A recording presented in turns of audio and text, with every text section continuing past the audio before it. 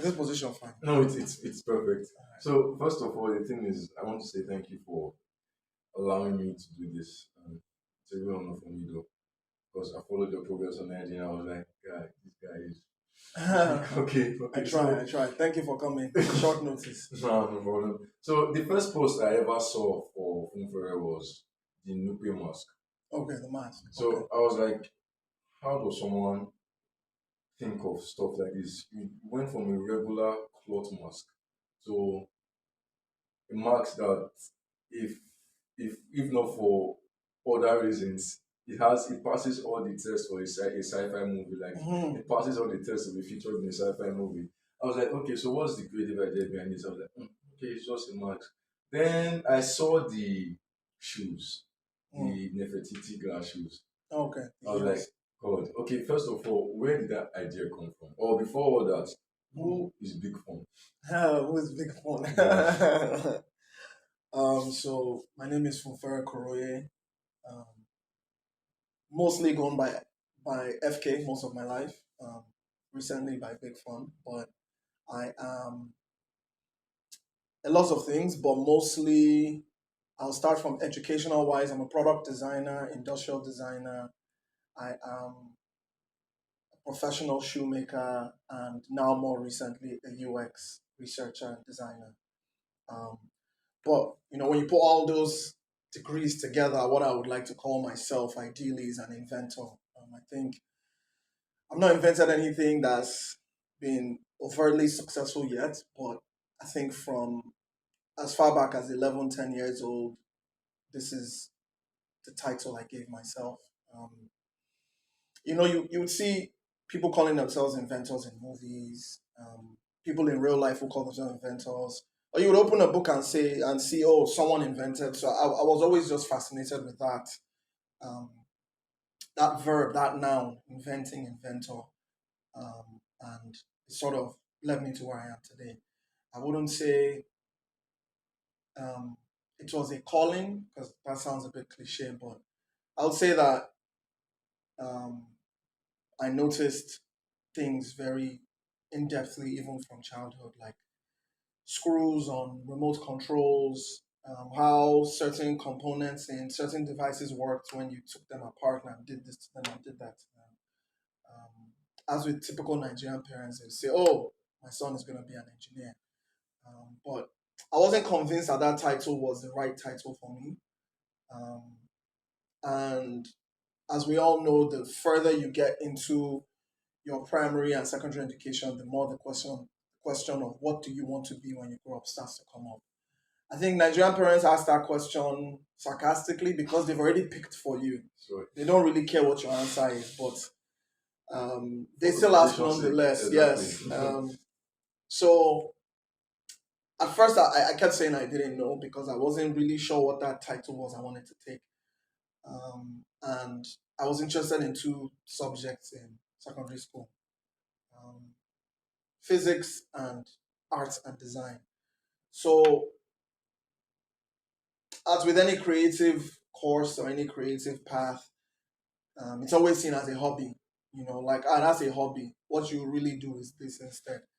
But, I'm grateful for some of my teachers in secondary school because they would always say, look more at the creative side of things first before you look at the more logical side of things. So I think I started doing some research at I would say, the boom of the internet in Nigeria, dial-up internet, and I just started to look up car designer, house designer, just everything designer, just to sort of get a sense of whose job is it to come up with the idea for things.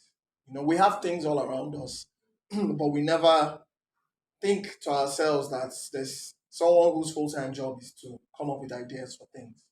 Your car is shaped the way it is because someone came up with the idea. Your phone, your camera, this chair, sandals, everything has its own aesthetic, and that's someone's job to come up with that aesthetic.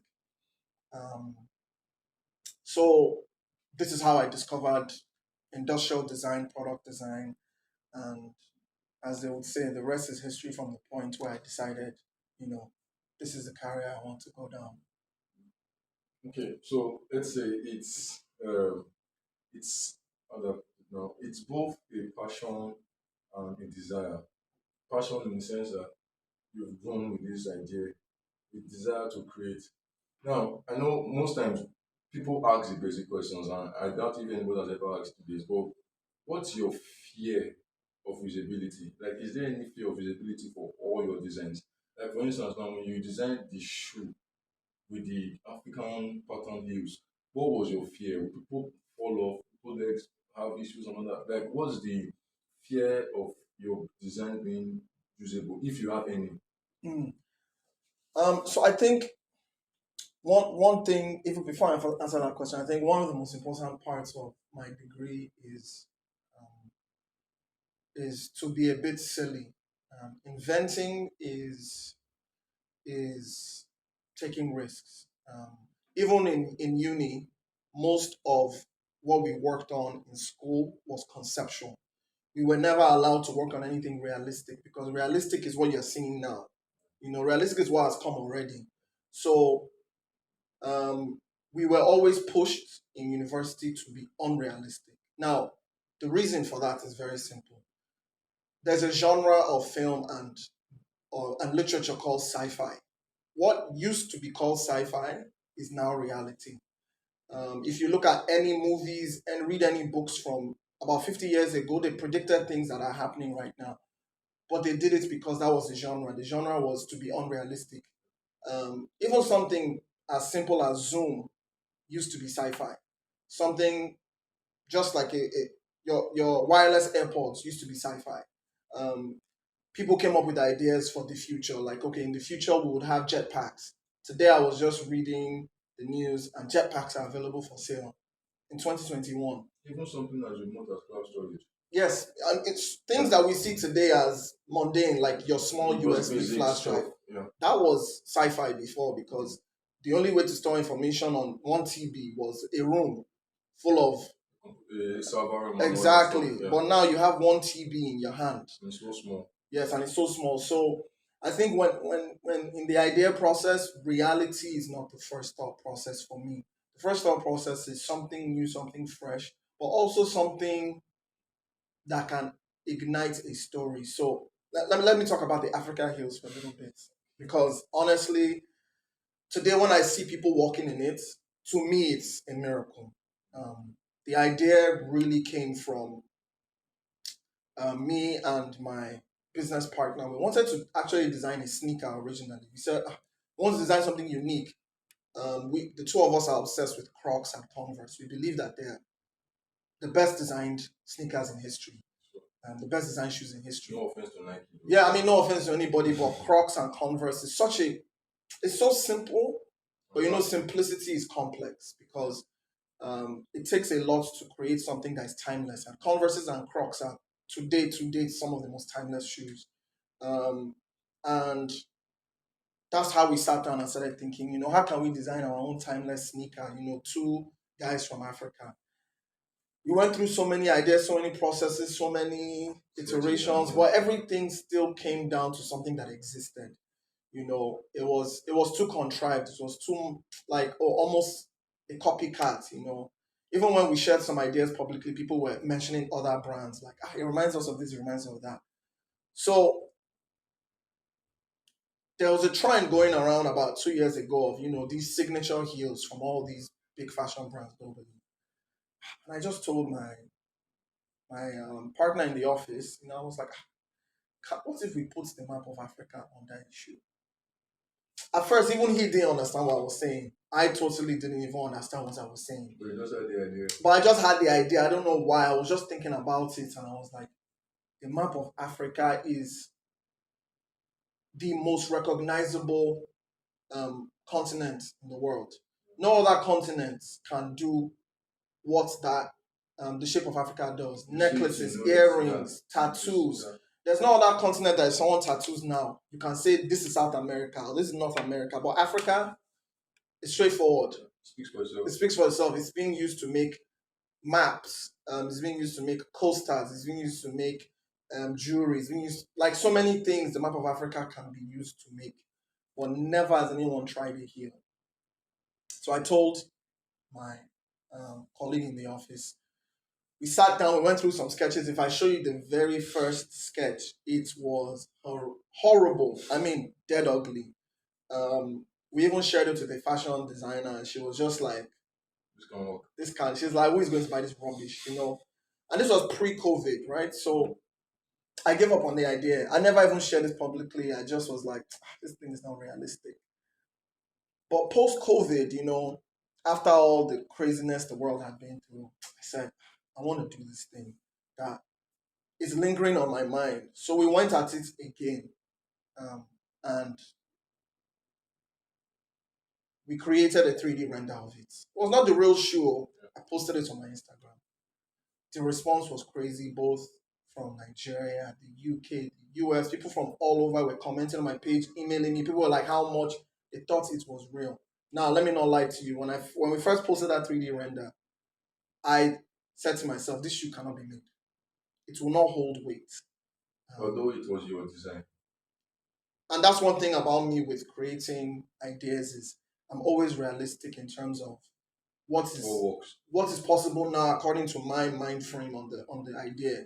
Um, Now, over the last 10 years, I've worked for companies both full time, part time, freelance, and anytime people approach me with ideas, I never say no to other people's ideas. But I'm very, very critical of my personal ideas.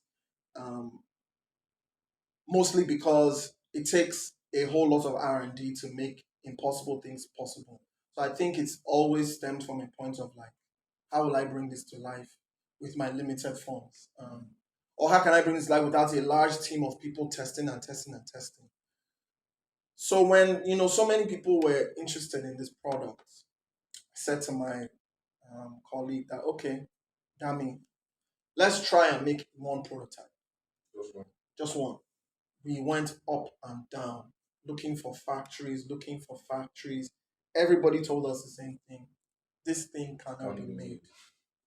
They said if we make it, it will be aesthetic. It won't be able to hold any weight. So we said, okay, let's make the aesthetic one. We did. We made the aesthetic one. Same feedback again. So at the time when we were still looking for factories, a factory in Portugal had accepted the request and said they were up for the challenge. I would say about 2 months in, we realized that they were not up for the challenge. They started ignoring our emails, our calls. We had already given them some money. They refunded about 50% of it, saying that they put in so much effort and time that, you know, there's nothing that can be done about it. And that's how we left that the project for a little while until I came across a factory in China um, that saw the potential and said, this is how we can make this thing happen. Now, what most people now today will see as a fashion product, a product of beauty, is actually 100% engineering. There is no, there was very too little like aesthetics involved in the design process. The aesthetics of this whole thing is only 10%. The remaining 90 was a lot of engineering, um, a lot of material testing, a lot of stress testing, things that people would do when building chairs or building anything that needs to hold weight. Um, so I do approach a lot of ideas with some degree of criticizing. I think it's important to know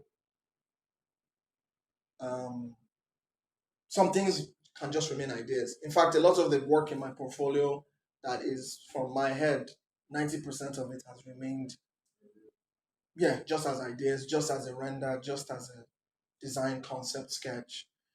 Um, but I think that's the beautiful thing of my profession is we gain joy from coming up with ideas, no matter how crazy they are.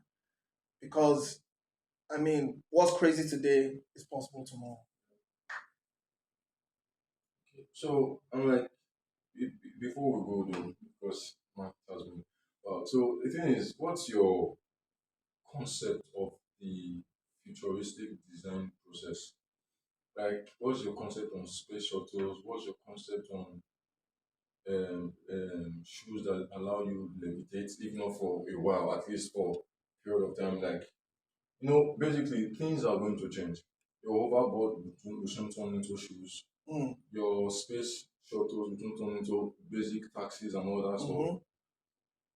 Are you do you pattern your thought process in a way that it's futuristic, not just like now. Like now, Musk is building this hyperloop in that takes you like the idea alone that you can go from point A to point B in less than 5 or 10 seconds alone is mind blowing. So like what's your futuristic like what's the plan? Mm. I'm not Mm. asking for the plan for the future. Mm. Like I'm asking for if there's going to be a futuristic design that you pick up now, what would it be? What would it be? Yeah. Mm. I have too many to count, too many. But I think one of the things that I'm very, very interested in working on is um, changing the way power is generated in third world countries. I think that the future of power generation is in, without giving away too much, I think the future of power generation is in um, obviously noiseless generators, and it's also in Obviously, tapping into noiseless. the sun. I think that I have ideas, a lot of ideas around how houses can be self-sustainable, especially small modular homes. Yeah. And I think everybody needs to be thinking around alternative clean energy for third world countries. Thinking around homes that can self-sustain, everything literally recycling into itself. Um, I also have ideas around transportation, obviously, because everything I think about is about solving problems that currently exist, if not just in Nigeria, but in communities exactly around me. There are too many unanswered problems at the moment, especially for people in the lower classes and people in developing nations. So I think that anything that comes to my mind is always okay, how can this solve an existing problem in third world nation?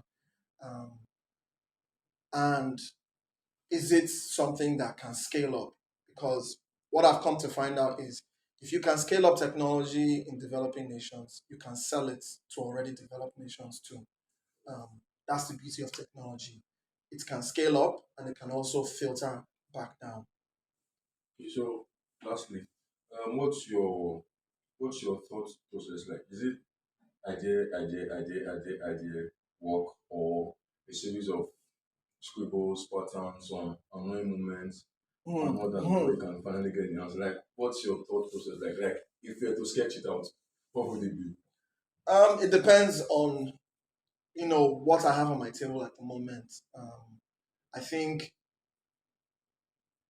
in the past when I was occupied with 9 to 5s, I honestly just focused mostly on just bringing crazy ideas into a render.